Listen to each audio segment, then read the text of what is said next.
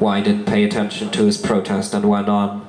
And are paying out of their pockets to be cured, while others who can't afford it will just slowly wither away in society. Well, yeah, pretty much sums it up, eh? Well, don't they? D asked. No, it's all government subsidized.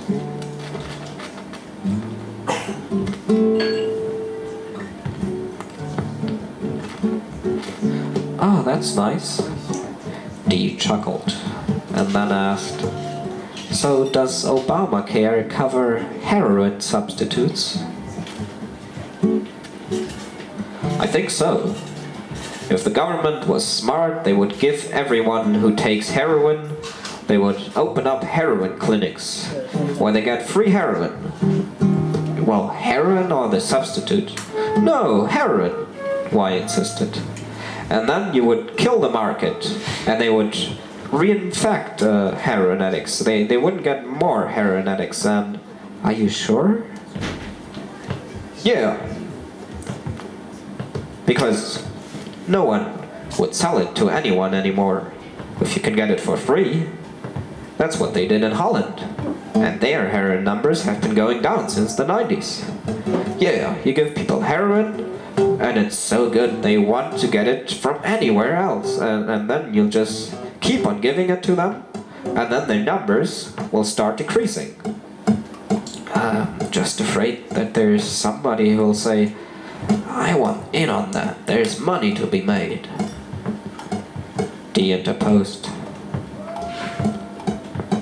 And then you have someone who makes you heroin, and then you have someone, the government, who just gives it out. And it's government controlled, so I don't see what the problem is. And then you take another thing away from the drug dealers. You legalize marijuana, so then you don't have heroin and you don't have marijuana. Then you do the same thing with methamphetamines. You take the whole market away. Suddenly they have controlled brothels where you can check up on your prostitutes, whether they're secure, and decrease violence, decrease STDs, you decrease human trafficking. Sounds pretty good to me. And they all don't want to do it because you're morally... Y paused for a moment, trying to find the right words, and then continued. You cannot trade sex for dollars, you know. What if someone chooses to do that? You take any human vice that you want, and you make it available in a way that you can control it, and then you get rid of so much organized crime. It just goes away. You get so much done of gun trafficking because you don't need guns in that style, like the amount of guns you need if you run an operation. You know, you take so much money away from criminals, then there's no point in running a gang or anything. There's no more point. Well, we solved that problem. On to the next one.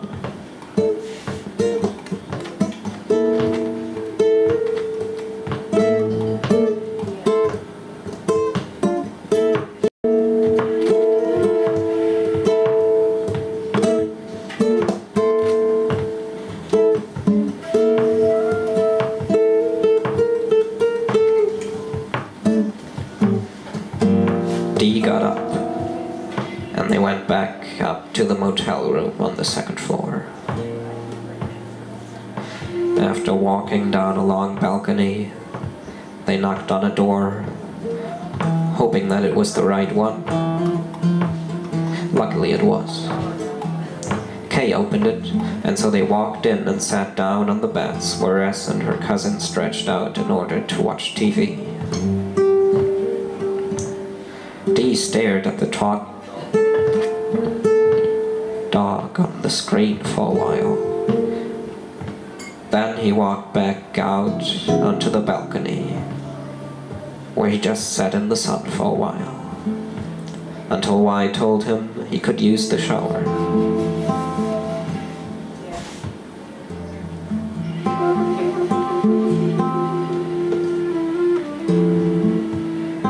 Afterwards, He sat back down on the couch and stared at the screen until the others were ready to leave. They drove into town and had dinner at the only restaurant that had a liquor license. After chugging her first cocktail, Kay began to talk about her work again. There are certain things that get flagged when you say them. They do that over the OCS on our email. And then they have everything monitored. Like everything we got on our desktop, they can go in, they intercept everything that we do. My company, I jumped in, they monitor every time you talk to anyone, cause clients will tell them, like, we never told them something, so we have to have everything monitorized. At my bank, they watch the CBM's group a lot, the traders, because of the inside trading problem.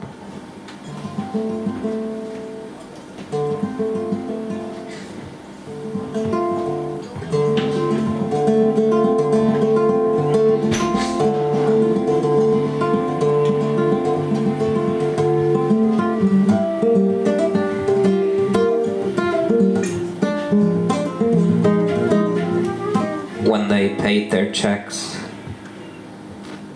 Dee spent the last dollar bills he had and some of Weiss, who told him, "Don't worry about it," when he asked if he could pay him back in New York.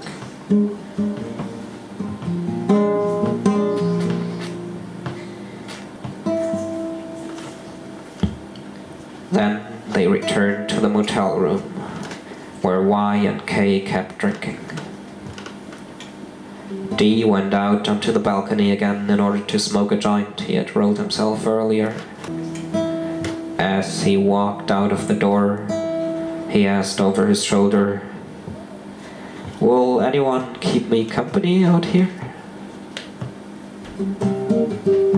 It was directed mainly at Kay, who was in the bathroom, pouring water over a bleeding wound on her finger. But she did not seem to understand, and so he smoked by himself on the dark stairs around the corner. When he went back inside, he was told to take part in a drinking game. Since S and her cousin did not participate in drinking, Dee, who had vowed to drink some kind of taurine-induced beverage, ended up playing with just Y and K. After switching to a card game that demanded a workout if he lost, they decided to jog down the highway towards the nearby town. Dee stared up later and had to try to catch the other two. They were small figures in the distance soon, only shades in the dim light of the small lamp that lit up the driveway to the motel. Dee suddenly stumbled over something that was lying at the side of the road, and when he looked down at his feet, he noticed that it was some sort of dead animal, quite big and furry. When he looked back up, he noticed that his friends had disappeared into the darkness of the woods beyond.